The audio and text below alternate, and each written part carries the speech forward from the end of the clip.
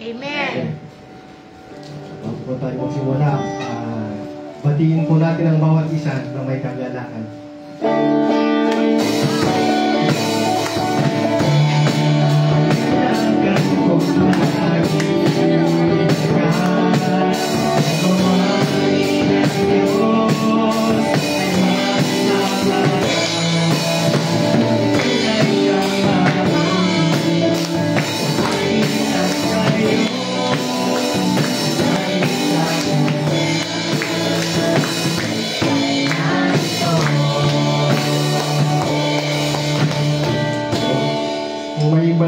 Sulatan, magpipagbukasan po kayo sa akin sa Salmo 96, 1 to 4, verse 1 to 4. Psalm 96, verse 1 to 4.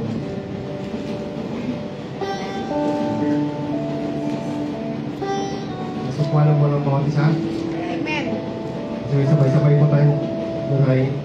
Kayong mga tao sa buong mundo, umawit kayo ng may bagong awit sa Panginoon. Awitin ninyo ang Panginoon at purihin ang kanyang pangalan. Ipahayag ninyo sa bawat araw ang tungkol sa pagliligtas niya sa atin.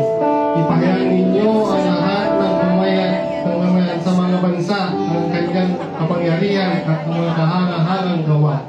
Dahil sa dakila ang Panginoon, ang karapat-dapat papurihan.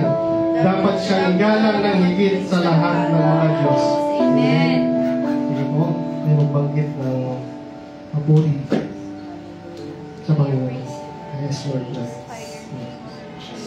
Puri kayo, Diyos. Puri. Jesus. Salamat. Maraming makapangyarihan sa lahat. Dakila at tapat. Salamat, Panginoon, sa gabing ito, Lord God. Na binigyan mo, Panginoon, ang bawat isa ng pagkakataon, Lord God, na magpuri sa iyo, Lord God, at madakila ka, Panginoon. Salamat sa buhay ng bawat isa na narito, Lord God. Salamat, Panginoon, at inako mo kami, Panginoon, sa lugar na ito, Lord God, para magkaisa, Lord God, magpalakasan, Panginoon, sa iyong mga salita, Lord God. Salamat, Panginoon, sa gabing ito, Lord God. Lord, tulungan mo po kami, O Lord God, na malakaran ng iyong mga salita at panghawakan ito, Lord God. Salamat, Panginoon, sa gabing ito, Lord God. At dalangin ko, Lord God, sa gagamitin mo sa harapang ito, Lord God. Lord, makita lamang, O Diyos, ang katapatan, kadakilaan, at kapangyarihan mo sa bawat isa, Lord God, na gagamitin mo, Panginoon. Magmula sa akin, O Lord God, sa tagabag sa paawit, O Lord God, sa tutugtog, O Lord God. Lord, kayo lamang ang maitaas sa buhay natin, O Lord God. At Lord, lalo na, Panginoon, sa maghahayag ng iyong banal na salita, O Lord God. Lord, bigyan mo siya, Panginoon, ng revelation, O Lord God. Kapahayagan, Panginoon, sa bawat isa, O Lord God. At yun ay aming maranasan, Panginoon. At sa aming mga makikinig, O Lord God, buksan mo rin po, Panginoon, ang aming kaalaman, O Lord God. Kaunawaan, Panginoon, patungkol sa iyong mga salita, Lord God. Oo, Panginoon, kung minsan masakit, O Lord God. Pero kung tatanggapin namin ninyo, Panginoon, at magpapatuloy, O Lord God, sigurado, Panginoon, ang aming paglago, Panginoon, sa tulong at biyaya mo, Panginoon. Kaya, Lord, salamat, Panginoon, sa gamitin mo, Panginoon, sa gabing ito, Lord God. Kapahayagan mo lang ako, Diyos, ang magmutawi sa kanyang bibig, Panginoon. Lord, salamat, Panginoon, sa gabi, Panginoon, na ito, Lord God. At ang katagumpayan, Panginoon, ay inaangkin na po namin, Panginoon. Hallelujah, Lord God. Higit sa lahat, Panginoon, inaayayaan po namin, Panginoon, ang iyong banal na Espiritu mo, Lord God, na makagawa, Panginoon, sa gabing ito, Panginoon. Pumilos nawa, Panginoon, sa buhay ng bawat isa, Lord God.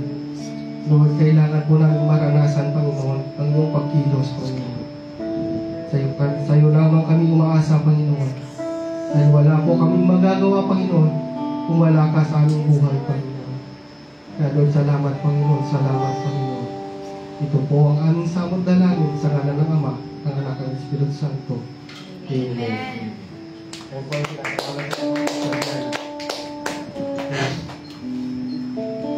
Hallelujah. Purihin po natin ang Panginoon. Hallelujah, hallelujah, hallelujah. Thank you, Lord Jesus. Hallelujah. Purihin kayo, Panginoon. Purihin ang inyong pangalan, Panginoon Jesus. Hallelujah. Kayong palaging maitaas, O Diyos. Hallelujah. Kayong palaging maitaas at madakila. Hallelujah. Tinataas namin ang inyong pangalan, O Diyos. Hallelujah. Sige po tayo umawit sa Panginoon. Hallelujah. Hallelujah.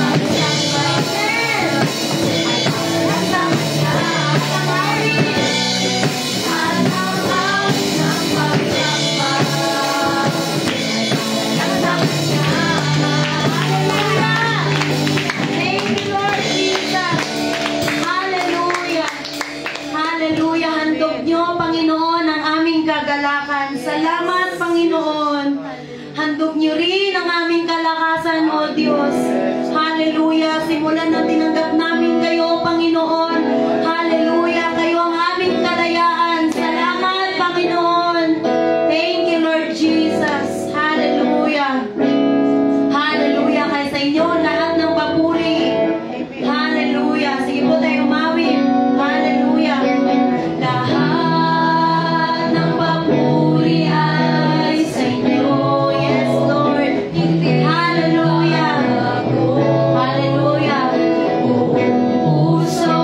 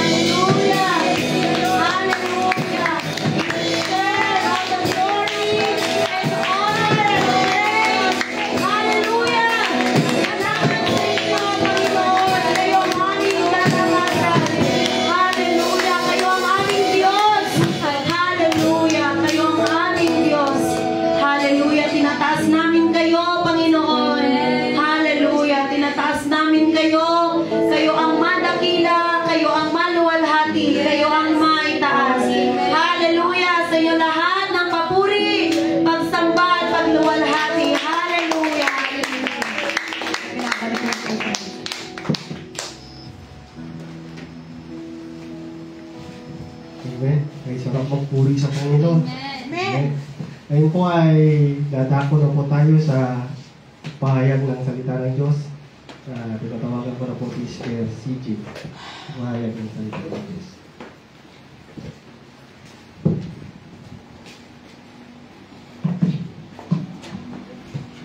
Good evening po sa bawat isa. Gusto niyo ba yung weather? Yes. Salamat sa Panginoon sa magandang panahon. Maulan, pero hindi maganda sa iba. Tayo po ay tumayo para po sa salita ng Diyos sa aklat po ng Jeremiah, chapter 33, verse 1 to 3 po. Ulitin ko po, Jeremiah, chapter 33, verse 1 hanggang 3 po. Atagpuan na po ba natin? Ganun po, sabay-sabay po nating basahin. Habang si Jeremias ay naroon pa sa kulungan sa himpilan ng mga gwardya ng palasyo, nagsalita ang Panginoon sa kanya sa pangalawang beses. Ito ang sinasabi ng Panginoon, lulikha ng mundo at naghugis nito. Panginoon ang pangalan niya. Tumawag ka sa akin at sasagutin kita at ipapahayag ko sa iyo ang mga kamangha-mangha at mahiwagang bagay na hindi mo pa alam. Tayo po ay sumagbit na manalangin. Aming Ama, aming Diyos na dakila, makapangyarihan sa lahat. Kayo po ang aming Diyos na itinataas sa gabing ito. Salamat, Panginoon, sa pagkakataon upang mapagbulay-bulayan ng inyong mga salita. Speak your word, O Lord God. At kayo, Panginoon, ang mangusap sa bawat isa at kayo ang aming itataas sa gabing ito, Panginoon. Salamat, Panginoon, sa pagbasbas ng inyong mga salita. Ito po ang aking dalangin sa pangalan ng Panginoong Yesus. Amen. Tayo po yung puna. Nais ko muna magpasalamat sa Panginoon para din ako mag-test. Salamat sa Panginoon sa kabutihan niya po sa buhay ko. Birth month ko po ngayong buwan at ng anak ko. 25 at 25. Sorry, Peter. Salamat sa Panginoon. 25 years na pag-iingat niya at sa lahat ng pinagdaanan at sa pagdadaanan pa, napakabuti ng Panginoon kasi may mga paraan siya na hindi maintindihan pero along the way, papaunawa niya at patuloy na pag-iingat niya. Wala nang higit pa na buhay na yung kasama mo ang Panginoon. Amen po? Kaya salamat sa Panginoon, napakapalad natin dun sa part 2 na yun. At nais ko din magpasalamat on behalf of Mama sa kabutihan ng Panginoon, sa katuwang din po kayo sa panalangin, sa katsagutan ng kanyang panalangin. Madaming nag-doubt, pero salamat sa Panginoon at meron na po siyang kontra. Kasama po ang Lucio sa panalangin na yun. Salamat po sa Panginoon sa inyong mga panalangin. Tunay na ang Diyos ay tumutugon sa ating mga dalangin. Kaya salamat po sa Panginoon. Purihin ng Diyos. Salamat sa Panginoon. Na-overwhelm ako every time na naisip ko yun. At alam niyo po yung grace ng Panginoon nasa atin palagi. Yung pabor ng Panginoon. Hindi mo kailangan gumawa or humakbang or kailangan may patunayan para ibigay ng Panginoon yung grace na yun sa lahat ng aspeto ng ating buhay. Pero binigay na niya yun sa atin nung tayo pa lang ay pakasalan at tinanggap natin siya. Kaya napakabuti ng Panginoon. At ito pong Jeremiah, chapter 33, dito po yung tagpo kung saan ang mga taga-Jerusalem ay kakalaya lang sa Babylon at nangusap ang Panginoon kay Jeremias kasi ito yung binigay na pangako ng Panginoon sa kanila na meron silang Diyos na matatawagan. At hindi katulad ng ibang Diyos ng mga ibang tao na hindi tumutugon. Ang Diyos ni Jeremias na nandito, ang Diyos na tumutugon. At doon po sa verse 2 po yun, na lumikha ang mundo at naghugis ng Panginoon ang pangalan niya. Hindi siya may kukumpira sa mga ano yun, sino yun? Sila Ala. May isa pang Diyos na si Baal, na kung saan kinukumpara sa Panginoon. Pero ganun yung layo nila sa Panginoon. At dito po, ang sabi ng Panginoon dito sa Jeremiah 33, verse 3, Call unto me. Tumawag ka sa akin at sasagutin kita at ipapahayag ko sa iyo ang kamangha-mangha at nahiwagang bagay. May isang tagapagturo na napakinggan ako na ang sabi niya, our words is a seed. And that seed will grow. Our words is a seed. Para siyang isang maliit, napakaliit, pero ito po ay bumubunga. Kaya every time we speak, what seed do we bring out? Ano ba yung nilalabas nating mga salita? Alright, sige, let's go dun sa pakikipag-usap sa Panginoon. At pag nakipag-usap tayo sa Panginoon, it's very important po. Isang bagay na natutunan ko, napaka-importante yung posture mo sa panalangin. Ako pag kinakausap ko si Mama, tas ulit-ulit ako, feeling ko maririndi siya sa akin eh. So every time we come to the Lord, okay yun, maganda yung magpasalamat sa Panginoon. Pero yung posture mo ng panalangin, kunwari, yung sasabihin mo, Panginoon, salamat sa umagang ito. Tapos, ulit-ulit ka nang binabigas mo, di ba ayaw ng Panginoon yun? Ang point ko po dito is like, pag nakikipag-usap ka sa Panginoon, kailangan tama yung words na sasabihin mo in a way. Kasi ang Panginoon, hindi siya stupid, hindi siya foolish. Gusto ng Panginoon, totoo ka. Ayaw niya din ng flowery words. Gusto niya yung totoo, yung sinasabi mo sa puso mo. So pag lumalapit tayo sa Panginoon, meron tayong seed na tinatanim din. Kaya mahalaga na pag lumalapit tayo sa Panginoon is yung tunay nating paglapit sa Kanya ay merong magandang pakipag-ugnayan sa Kanya in a way. Ako, minsan sa mama ko, I always compare kasi kay mama kasi our relationship with God is a parenting, di ba po? Parenting, friendship, and ngayon itututukan natin is yung sa parenting. Na kung saan pag may sinasabi niya, nag-oopo na ako, ganon. So it's like, mangungusap siya at mangungusap ka din sa Kanya.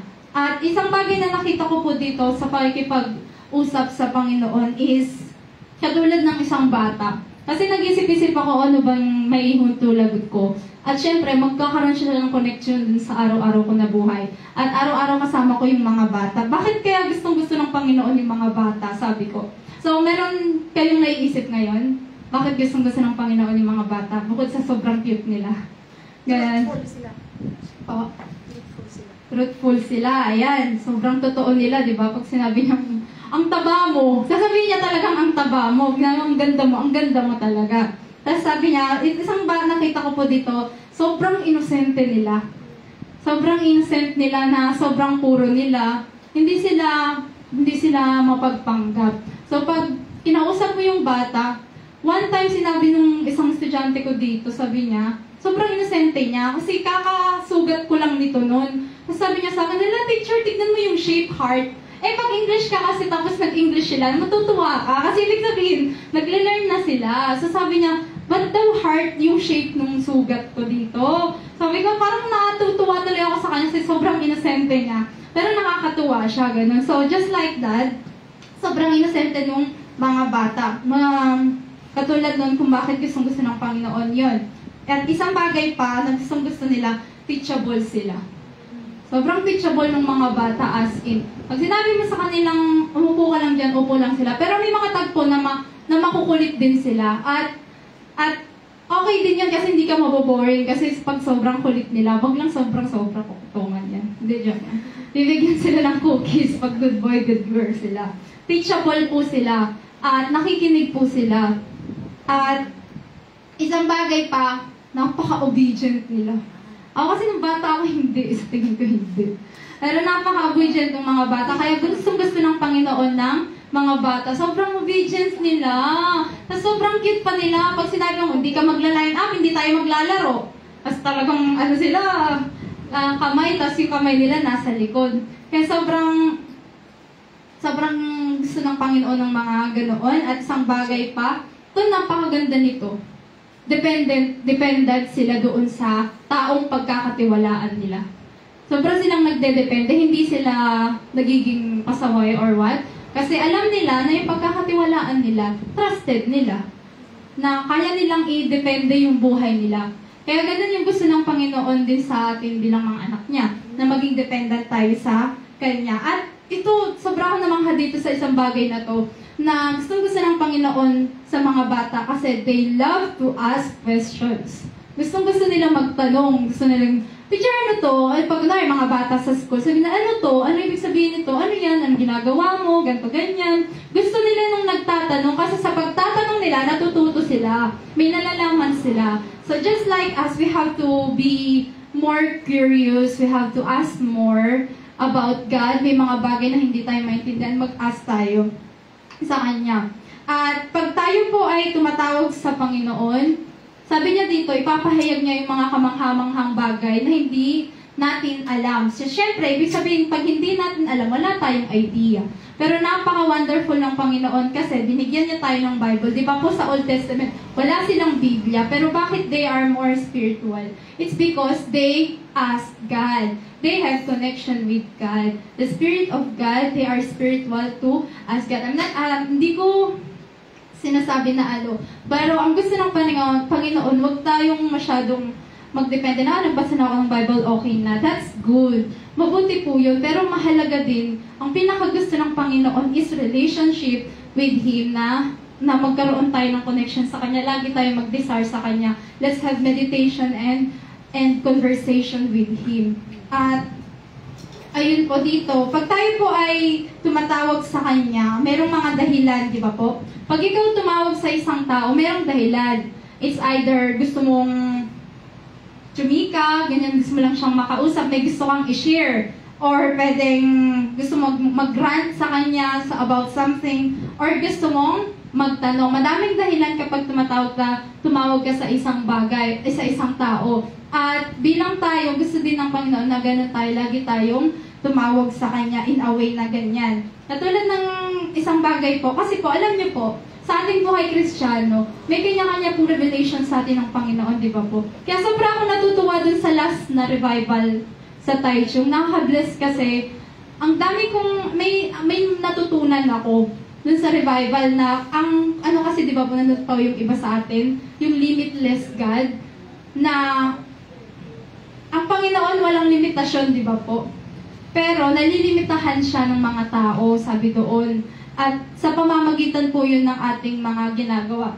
Let us not say na porket, nag-church ako every Sunday, I am holy. Of course not po. God is more into your relationship sa Kanya, yung everyday mo na ginagawa, which is alam na po natin ito.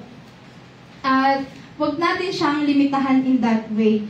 At nakaka-bless po yun. At dito po sa nakita ko, sa bawat tao may pangungusap ang Panginoon. Meron siyang revelation for you, meron revelation dyan sa iba't ibang tao. Kaya mahalaga na makipag-usap tayo. Yung relationship ko with God is different from your relationship with God. So, we have to seek Him more. We have to talk to Him more in a way. At ibibigay niya po sa iyo yung kasagutan mo na kailangan mo. Kung may question ka ngayon, kung meron kang hinihingi ngayon, ibibigay ng Panginoon sa iyo.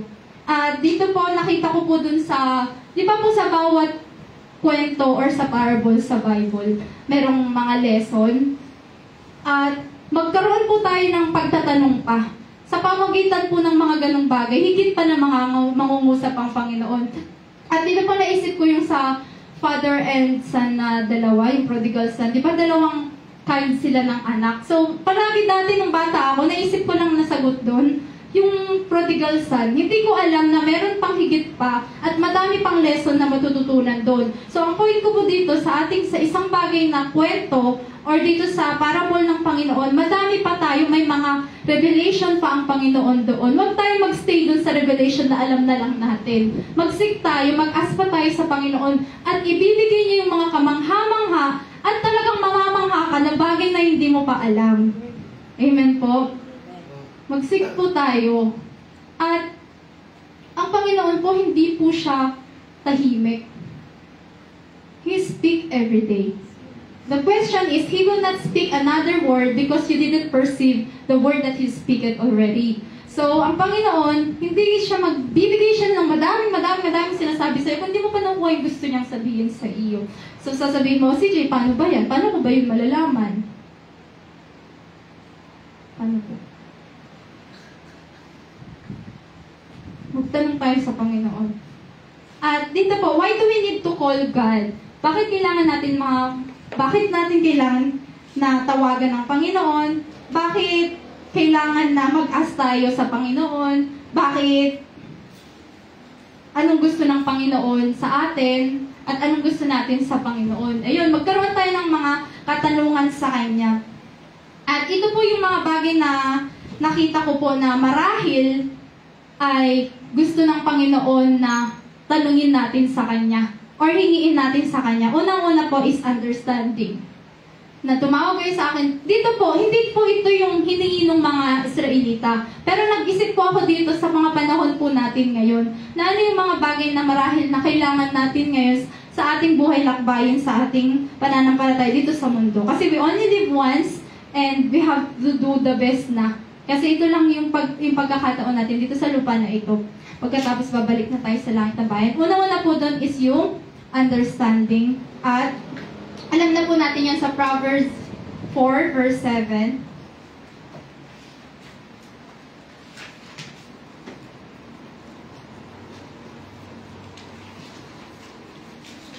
Proverbs 4 verse 7.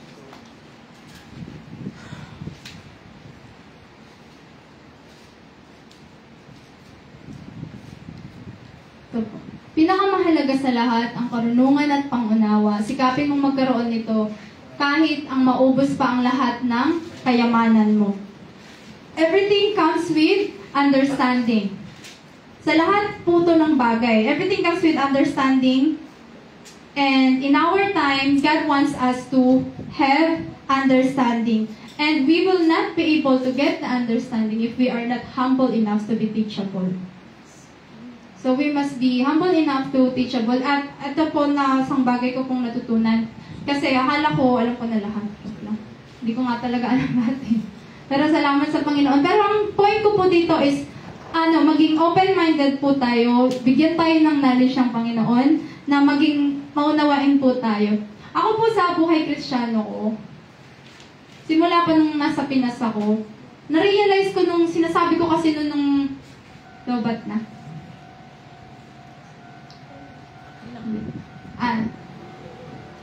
Tapos, nung nasa Pinas pa lang ako, praise God, kasi nabahagian na talaga kami ni Mama ng salita ng Diyos. Tapos nahulog ako sa kasalanan, kundi naman bukod sa ating kaisipan po yun. At akala ko okay na ako doon, nandun na ako ganyan. Alam niyo po yung pag-hold ng Panginoon sa iyo. At dito ko lang naunawaan na hindi ka nagkasala nung time yun, nagkamali ka lang. Kasi God holds you in your hand. And yung in His hand. Sorry po. Sorry. In His hand. God holds you in His hand. Kaya nung time na yun, hindi na po tayo nagkasala din sa part na yun, kundi nagkamali lang tayo. We're not into perfection. We're into how God Jesus work in our life. How can we present the image of God in our daily life? Kasi we are here on the flesh, kaya magkakamali po tayo. I'm not saying na, okay lang magkamali. What I'm saying is, hindi natin ito mape-perfect. Ang kailangan natin lagi, magtawag sa Panginoon para maunawaan natin at alam natin yung gagawin natin sa bawat bagay na yun. Ayun, it comes with our understanding in Him. Let us be open and hear. We have to listen. Not just hearing. Huwag lang na tayo basta makinig. Kailangan natin na mag-listen at unawain at mag-ask tayo ng question at alam niyo po ang kamahang-manghang bagay, God will reveal. Amen. Hindi tayo matatapos dun lang sa how God will speak in the Bible. Mag-seek tayo na how God will speak to you.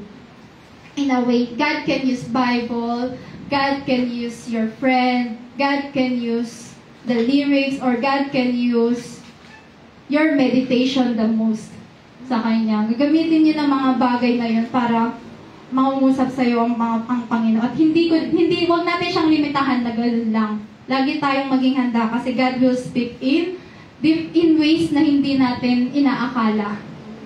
At dahil yun din po ang ipinangako niya. I-reveal niya yung sarili niya. And ito yung mga bagay. Una is yung understanding at yung humbleness at makinig, and yung power and guidance ng Panginoon ay naroroon. Pangalawa po is that hingin natin sa Panginoon is yung power and guidance of the Holy Spirit palagi, every second of our lives. Not in a way na okay lang, panal ako every segundo. No. Kailangan, what you have is you know what you have. Alam mo kung anong meron ka. At ito yung narinig ko last Sunday na napakahalaga niya. At kung anong meron ka, ibahagi mo na. At huwag ka mag-limit na sa loob ng church lang ako makakapagbahagi. No. God can use you outside. Amen. Sa lahat ng tao po yun. Alam niyo, napaka-powerful po nun eh. Kasi ang daming nabibless sa mga anak ng Diyos sa labas. Huwag tayo maging tahimik na Kristiyano lang ako. Guys, magpagamit tayo sa Panginoon. Amen. And yung power, sobra ko itong namamangha sa mama ko talaga. Hindi ko siya tinataas, pero salamat sa Panginoon. Nais kong pakita sa inyo na God can still use us in a way. Hindi ko yung sinabing mag-evangelize kayo. Kung saan kayo yung pinaka-passion nyo, or saan kayo pinaka-desire nyo, doon kayo gagamitin ng Panginoon. At itaas natin ng Panginoon sa pamamagitan po nun. Huwag nating limitahan yung kayang gawin ng Panginoon yun. So what we have is what we share. Kasi what you don't have, you will not share. You will not be able to share. Hindi mo yun mai-share kasi wala ka nun eh. So, kunwari, yung meron kay Elijah, i-share ko. Paano ko siya ma-share? Wala siya sa akin. So, kung ano yung meron tayo, ma-share natin yun sa iba. At alam niyo po, nakamiss, kahit even lang sa pag-uusap, sa normal na pakikipag-usap lang sa magkakaibigan. Kahapon po, praise God, nag-celebrate pa kami birthday. And kahit sa pag-uusap lang, may power ka. That's why sinabi ko sa pinakauna, di ba, words are seed. What kind of seed are you planting? Di ba po, okay lang magbiruan at kung sumobra, patawarin tayo ng Panginoon. Amen. Thank you, Lord. Pero ang gusto kong sabihin is that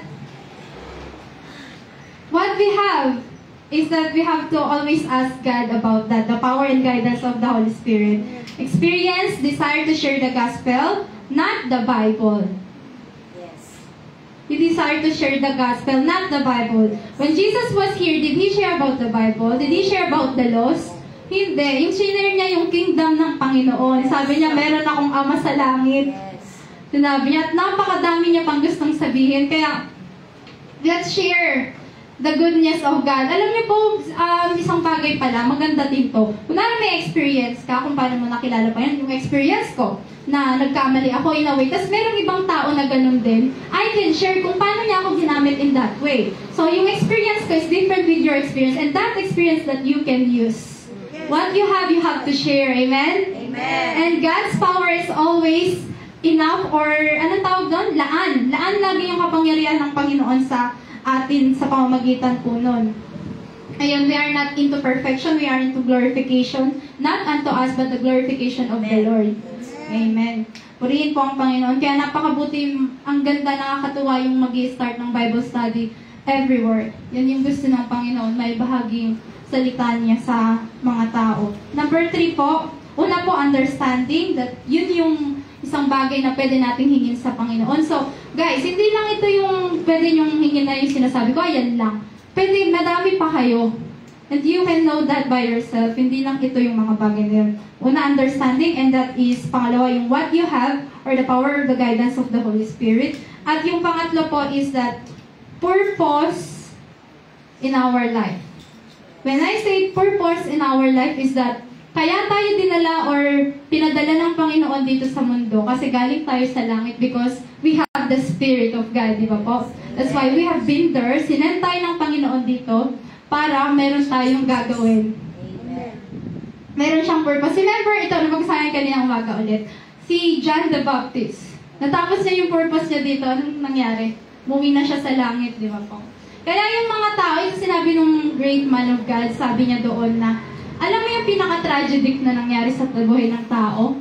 Oh, sige, ng believer po pala, ng anak ng Diyos, is not dying. It's living without a purpose. Amen. So we have to live with a purpose. And yun yung isang ipanalangin natin sa Panginoon. Panginoon, anong purpose na gusto niyong gawin? At alam niyo na yung purpose niyo. At yun yung ibig ko pong point dito, pag sinabi nating purpose, it means you have to have a plan. Meron ka dapat plan sa Panginoon. When God says this in Jeremiah 29:11, na, for I know the plans I have for you. Alam ng Panginoon po lahat ng bagay, kaya alam niya yung plano niya sa'yo. Pero nung pinadala niya si Abraham, sinabi niya ba yung step by step? Hindi. So we have to have the understanding of God para alam mo kung paano mo lalakarin yun. In every decision you have to do, the guidance of God is in you. Pero hindi niya sasabihin sa'yo na, okay, kaliwa, okay, kanan. Hindi. Nagigets niyo po yung point ko?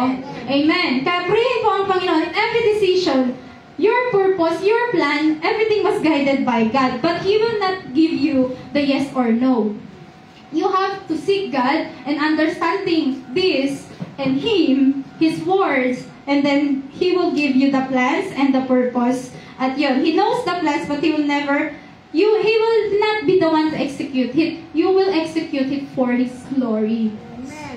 And tell them that He will guide you, just like ito po sa purpose, just like pwedeng sa work mo, at pwedeng sa calling mo sa Panginoon, yung purpose ng Panginoon. Imagine niyo po, kung wala pong Christian na pulis, kung wala pong Christian na doktor, yun yung mga purpose nila sa Panginoon, yun yung mga ilang bagay. Kasi sa pamamagitan po ng work nilang yun, nag-glorify yung Panginoon. So kung saan ka pinadala ng Panginoon, magpapala yun. Amen. Pray ng Panginoon kasi gagamitin ka ng Panginoon doon. Amen. Praise God. We don't lift up ourselves, but we lift our God that we have.